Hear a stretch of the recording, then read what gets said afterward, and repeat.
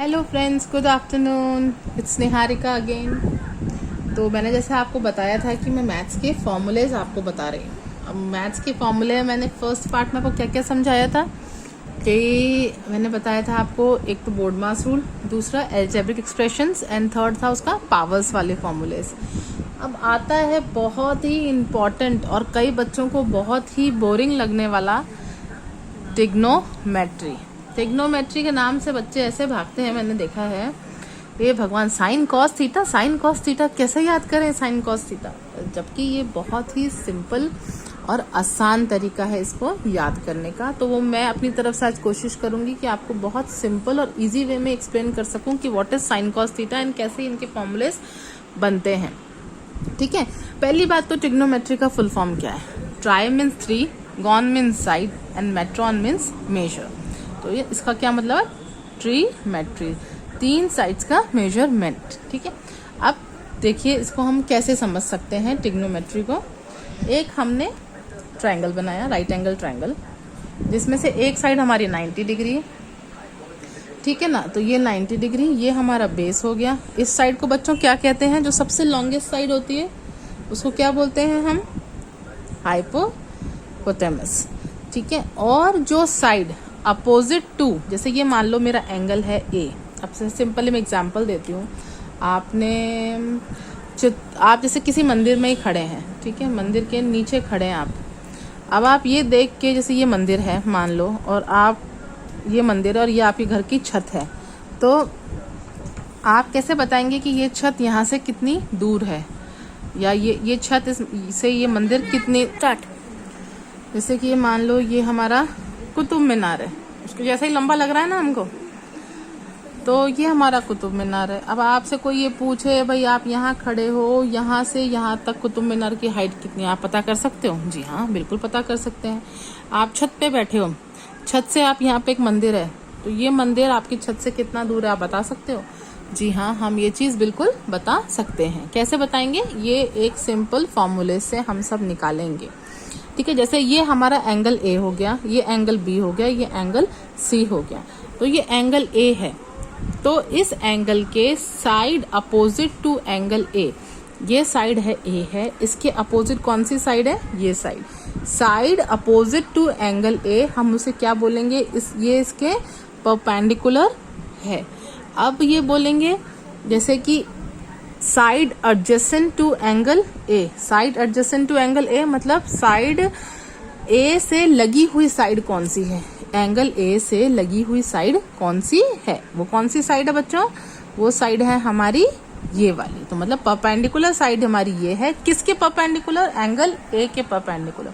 कोई मेरे से पूछे कि भाई आपने ये तो बता दिया, अब कोई मेरे से पूछे कि परपेंडिकुलर टू एंगल, मतलब एंगल सी के परपेंडिकुलर साइड कौन सी है, तो भैया कौन सी है, एंगल सी के।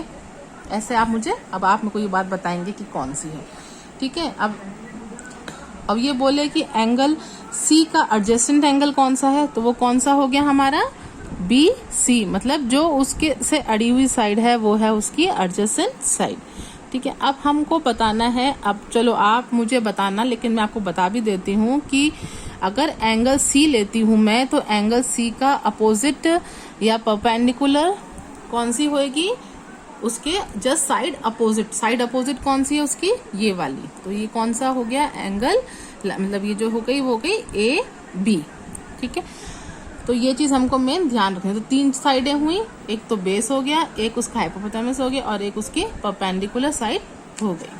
अब हमको पढ़ना है साइन कॉस थीटा कैसे निकालेंगे। आपको एक चीज बताऊं, बहुत आसान सा ट्रिक, बहुत आसान ट्रिक है, P B P upon H H B. अब आप पूछेंगे मैडम पढ़ाते पढ़ाते P B P H H B पे कहाँ से आ गई। ये बहुत ही आसान चीज है। पी मतलब पंडित, बी मतलब बद्री, और पी मतलब प्रसाद, और नीचे हर हर बोले। ये तो भैया हर कोई याद रख सकता है, मतलब पंडित बद्री प्रसाद हर हर बोले। पी हमारा क्या हो गया, परपेंडिकुलर, बी हमारा क्या हो गया, बेस, एंड ये तीसरा पी क्या हो गया हमारा, फिर से परपेंडिकुलर। अब ये क्या हो गया हमारा हाइपोथैलेमस, ये हमारा हाइपोथैलेमस और ये हमारी बेस। तो हमेशा हमें क्या रखना है, पंडित बद्री प्रसाद जी हर हर बोले। अब पंडित है तो हर हर ही बोलेगा वो, और क्या बोल सकता है बेचारा। तो इसलिए हमें ये सबसे आसान तरीका है याद करने में। अब ये बोलेंगे भैया साइन थीटा कॉस थीटा कहाँ से आया। साइन थीटा हमारे लाने वाले थे आर्यभट्ट जी, ठीक है। और थीटा, थीटा भी एक ग्रीक वर्ड है, जैसे पाई एक ग्रीक वर्ड है ना, वैसे थीटा भी एक ग्रीक वर्ड है जो कि 8th वर्ड है ग्रीक में, ठीक है ना। अब हम निकालते हैं पंडित बद्री प्रसाद जी से साइन थीटा और कॉस थीटा, ठीक है बच्चों।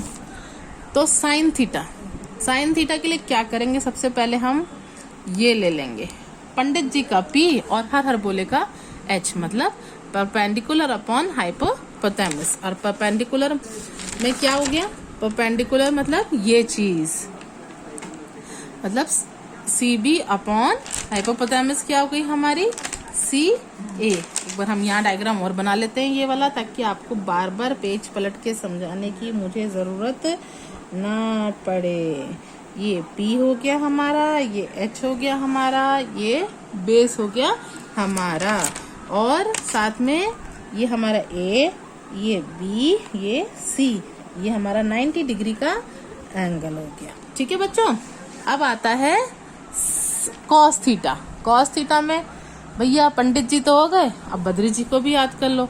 बद्री अपॉन दूसरा हर मीन्स B अपॉन H, मतलब B हमारा क्या हो गया बेस, AB अपॉन H क्या हो गया हमारा CA, ठीक है। अब tan थीटा, tan थीटा में हम क्या करेंगे, tan थीटा हो गया हमारा तीसरा P अपॉन B, मतलब पंडित अपॉन हर हर बोले का बोले, तो क्या हो गया P अपॉन B। P क्या है हमारा C अपॉन B, और बेस क्या है हमारा A अपॉन B। तो ये तो हो गया साइन कॉस tan की बात। अब भैया और भी तो बचे हैं, कॉट बचा है, सैक बचा है, कोसेक बचा है, उनमें क्या करेंगे, यहाँ हमने खत्म किया तो हम यहीं से शुरू करेंगे, लेकिन इसका उल्टा। तो कॉट में क्या हो गया B अपॉन P, मतलब बेस अपॉन परपेंडिकुलर। फिर हमारा सैक में हो गया H अपॉन B, मतलब हाइपोथैलेमस अपॉन बेस, और कोसैक हो गया हमारा hypothalamus upon perpendicular. I think so आप बच्चों को इतनी सी बात तो समझ आ गई होगी। पंडित बद्री प्रसाद हर हर बोले का लॉजिक तो समझ आया, और आई थिंक सो इससे आसान तरीका तो कुछ होगा ही नहीं sine cos tan cots cosec को याद करने का, है ना। अगर आपको ये तरीका अच्छा लगा हो तो प्लीज मुझे कमेंट भी जरूर करिएगा कि हाँ मैम हमें ये चीज पसंद आई, ठीक है। अब मैं आपको बताऊंगी आगे के फॉर्मूलेस, मतलब अब हम आगे फॉर्मूले कैसे बनाएंगे, साइन कॉस टैन में कैसे बनाएंगे। सबसे अच्छा तरीका है आप एक हेक्सागन बना लें। हेक्सागन में क्या होते हैं, 6 साइड्स होते हैं, 1 2 3 4 5 6, ठीक है। अब इन 6 को ही हम क्लॉकवाइज नेम दे देते हैं। ये पहले बिंदी को हमने दे दिया साइन, सेकंड को हमने दे दिया कॉस, इसको दे दिया हमने कॉट, इसको दे दिया हमने कोसेक, और इसको दे दिया हमने सैक, और ये हमारा टैन। और साथ में ये जो आमने सामने वाले पॉइंट्स थे ना, इनको हमने आपस में क्या कर लिया, मैच कर लिया हमने ऐसे करके। अब देखिए sine first point, cos, cot, cosec, sec और टैन, ठीक है बच्चों। ये हमारा क्लॉकवाइज चलेगा, ठीक है। अब हमको क्या याद करना है कि हमको निकालना है टैन थीटा क्या होता है अब, ठीक है। हमें टैन थीटा निकालना है ना, तो टैन थीटा निकालने के लिए हमने क्या बोला, ये जो टैन के आगे वाले 2 हैं, और अगर आपको याद भी रखना है ना, तो देखो इस साइड के 3 तो क्या हो गए, C से शुरू है, कॉस, कॉट और कोसेक, और इधर क्या आमने सामने वाले साइन और सैक, और बीच में कौन बचे जी, टैन। तो मतलब ये हमारा हो गया सिंपल, इस साइड कॉस, कॉट, कोसेक, और इधर वाले साइन, सैक, और बीच में टैन। अब हमको किस डायरेक्शन में चलना है, क्लॉकवाइज डायरेक्शन में चलना है आगे के फॉर्मूलेस बनाने के लिए। अब अगर मुझे टैन थीटा का फॉर्मूला बनाना है तो मैं क्या जाऊंगी, क्लॉकवाइज जाऊंगी, मतलब sine theta upon cos theta कर दूंगी मैं। ये दोनों आगे वाले ले लिए मैंने, तो मेरे पास फॉर्मूला क्या आ गया, sine theta upon cos theta. अब मुझे साइन थीटा का फॉर्मूला लगाना है तो मैं क्या करूंगी, इसके आगे वाले ले लूंगी, ये भी क्लॉकवाइज है ना भाई, तो कॉस थीटा और अपॉन कॉट थीटा। अब मुझे अगर कॉस थीटा का निकालना है तो cot theta upon cosec theta. अब मुझे कॉट थीटा निकालना है तो कोसेक अपॉन सैक थीटा।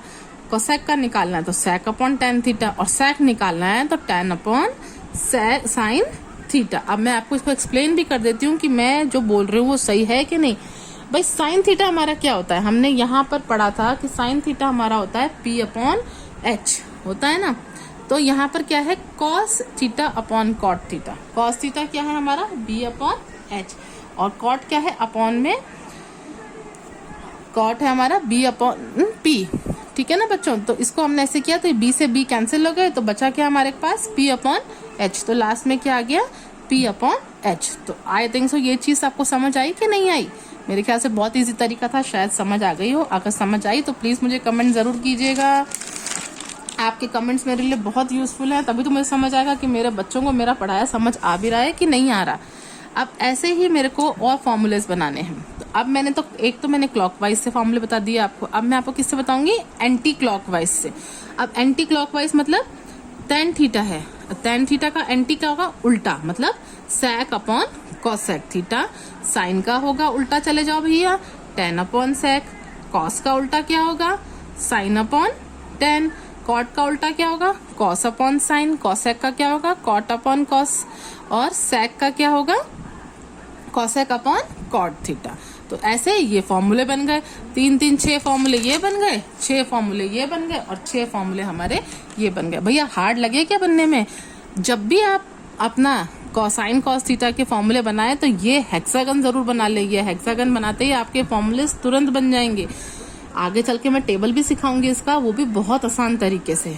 उसमें भी एक ट्रिक होगी कि आपको याद तो दूर की बात, आपको तो सिर्फ टेबल बनाया और झट आपके फॉर्मूले क्वेश्चन सॉल्व। ठीक है, अब ये आते हैं हमारा और आगे के फॉर्मूले। अब उसके लिए हमें क्या करना है, जो हमने ये एरो मिलाए थे ना, उसके बीच में हमको क्या लगा देना है, एक 1 लगा देना है। ठीक है, अब ये मल्टीप्लाई वाले फॉर्मूले हो गए। जैसे कि अगर मैं साइन को आमने सामने लो, साइन के सामने क्या है, कोसेक। साइन को अगर मैं कोसेक से मल्टीप्लाई करती हूँ तो मेरा आंसर क्या आएगा, 1। ऐसे ही अगर मैं tan को कॉट से मल्टीप्लाई करती हूँ तो मेरा आंसर क्या आएगा, 1। आगे मैं बताती हूँ आपको। मैंने अगर tan के सामने क्या है, कॉट। tan को अगर मैं कॉट से मल्टीप्लाई करती हूँ तो भी मेरा क्या आंसर आएगा, 1। और मैं अगर sec के सामने क्या है, sec के सामने है cos। sec into cos theta equals to 1। अब ऐसे ही अगर cosec इंटू साइन थीटा है तो वो भी 1। तो आपको जो उनके आमने सामने वाले हैं उनको अगर आप मल्टीप्लाई करते हो तो आंसर क्या आता है, 1। मैं आपको एक्सप्लेन भी कर देती हूँ एग्जाम्पल से। tan थीटा जो होता है उसका फॉर्मूला क्या होता है, P/B इंटू कॉट B/P। इनको काटा तो क्या कट के बचा, 1। तो आंसर क्या आ गया, 1। तो आई थिंक सो ये चीज आपको समझ आई होगी। अब उसके बाद आता है फिर से मैंने ये डायग्राम बनाया। ये डायग्राम जितनी बार आप बनाएंगे ना उतनी बार आपको ये चीज याद होगी। तो इसलिए जब भी आप साइन कॉस थीटा के क्वेश्चंस करते हैं ना तो पहले ये डायग्राम जरूर बनाइए, और आपको बहुत आसान रहेगा क्वेश्चन आंसर्स के फॉर्मूलेस बनाने में। ठीक है ना, जैसे मैंने बता दिया, tan को मैं ओके स्टूडेंट्स, आगे है sine into cos. Sine into cos क्या है, इसके बीच का क्या आ जाएगा, sine theta.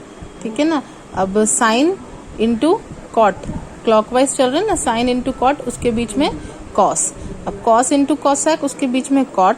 Cosec into tan, उसके बीच में sec। और sec इंटू साइन, उसके बीच में tan थीटा। तो ये आ गए और अपने पास 6 फॉर्मूलेस, 1 2 3 4 5, और एक आप मेरे को बना के बताएंगे कौन सा रह गया है।